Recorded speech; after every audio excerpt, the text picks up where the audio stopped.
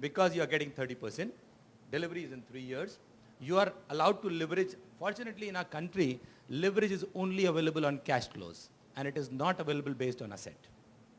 And our mortgage to GDP ratio still, I think, stands at 8% today. Less, yeah. Less than Our entire outstanding debt by banks put together to the real estate industry is hardly $30 billion, which is 1,65,000 or 1,75,000 crores. If you put all of them together, out of the 65 lakh crore, which is the outstanding bank credit to the industry, we are at 10% as far as mortgage GDP is concerned, which is based on cash flows. LTVs are currently 75%, but the average LTV is, I think, less than 70%. But obviously, if you don't leverage based on cash flow, you will not get leverage in our country without cash flows.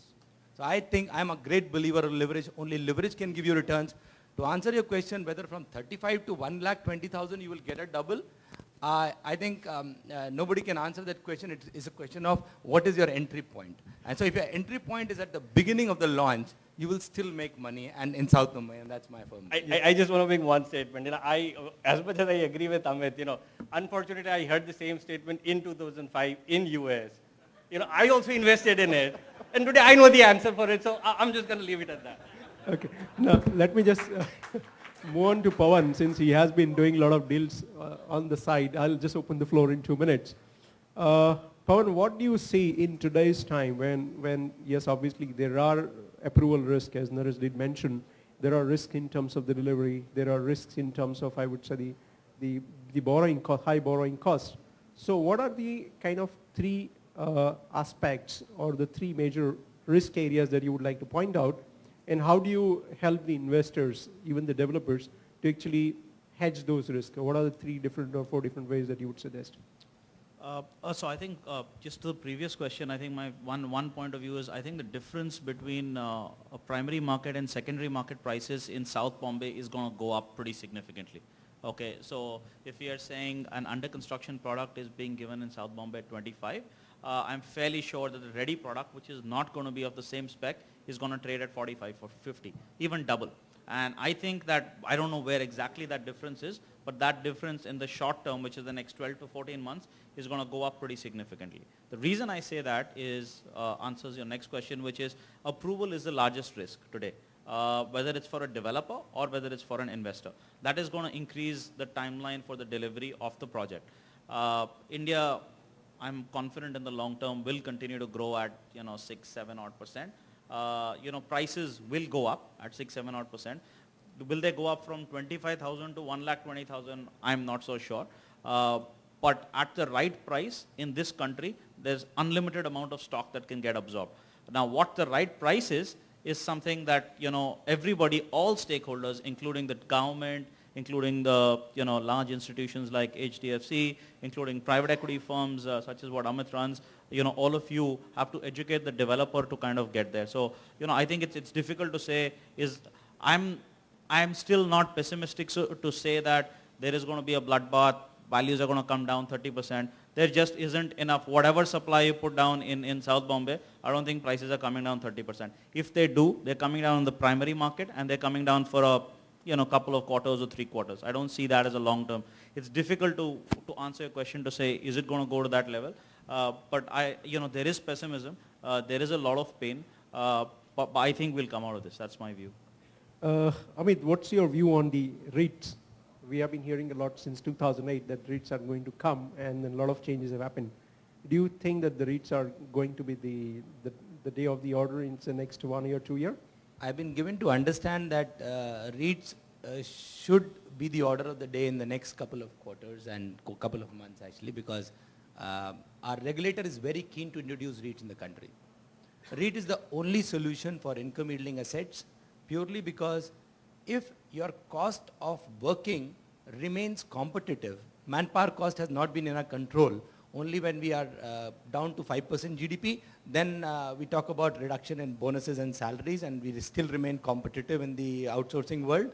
And also thanks to the rupee depreciation for the ITS, which is the knowledge economy, creating jobs for the real estate industry, which is directly helping the real estate industry. If you look at the entire phenomena, you will notice that REITs will provide capital, it will actually free capital of the real estate developers. But there are very few real estate developers in the country who are focused on income yielding assets.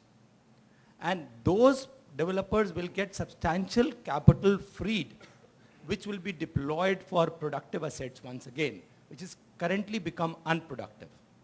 And it will also be a source of saving for the retail investor, whose money will go back into REITs, and it will be actually, but the challenge in the REIT, which I understand currently, is the pass-through, which is acceptable to the government, but the tax benefits which go to the end customers.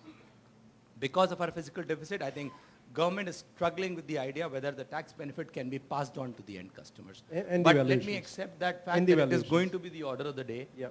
Sorry, I missed out you saying something. No, I'm saying in the valuations challenge, because every time Valuations can be, I think, can be worked out, because they'll be a function of the income being produced on those core assets. There is a challenge, but it can be worked out. But I think the government will have to struggle. So because of the tax incentive, I see it may get postponed to the next year, maybe after elections. Thank you, Amit. So I'll open the floor, and we have 2 questions. Max 1, okay. They are saying Max 1.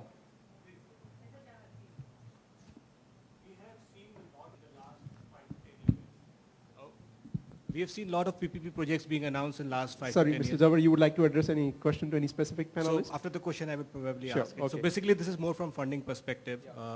So on the PPP model, on the one side, government wants to have funds, and there is a real estate pie associated with the infrastructure sector. But on the real estate side, there's typical limitations on, say, a 30-year lease or a 60-year lease. And most of the time, developers have issues for getting funding on the real estate side.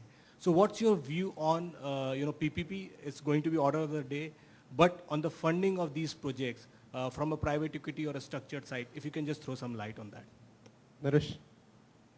As far as PPP is concerned, if it is 60 years, I see no problem at all, because 60 years is considered long enough a period. For any, for that matter, there are many residential projects which are being land allotted by the government bodies have been allotted at 60 years, and with a reasonable renewal clause, even if the asset has to go back to the government in case of PPP project, there should not be a problem in lending or doing it, because you have enough cushion there. If we are talking about 30 years, it really depends on what kind of project it is. Now, if we are talking about a project size, which actually good enough to recover, ultimately again, I go back, investors want to see how the capital is going to go back. If they are going to go back purely, I mean, suppose we are talking about a retail space which has come out of PPP because you are giving some bus stand or something there. And if the rentals discounting is sufficient enough for the money to come back, which is probably for the period of 10-15 years, then I think there should not be a problem. 60 years, I don't see any problem. Thank you. Thank you very much. Thanks, Naresh.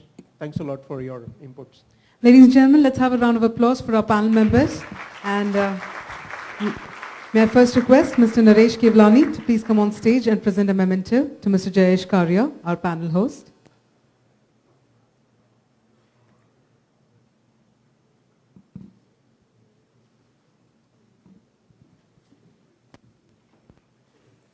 May I further request Nirmal Ahuja to please come on stage and present a memento to Mr. Amit Bhagat.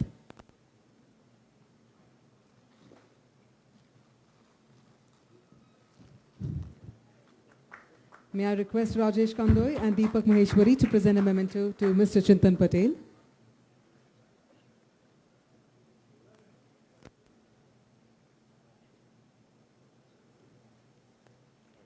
May I also request Mr. Ajit Rao to present a memento to Mr. Naresh Nadkarni.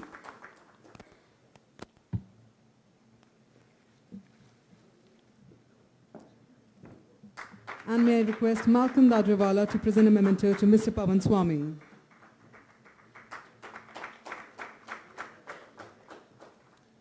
On that note, once again, I'd like to thank our panel members. Thank you very much, sir. Well, ladies and gentlemen, we have another very interesting presentation in store for all of you, post which we'll be hosting our second lucky draw. So it's important that you stay glued to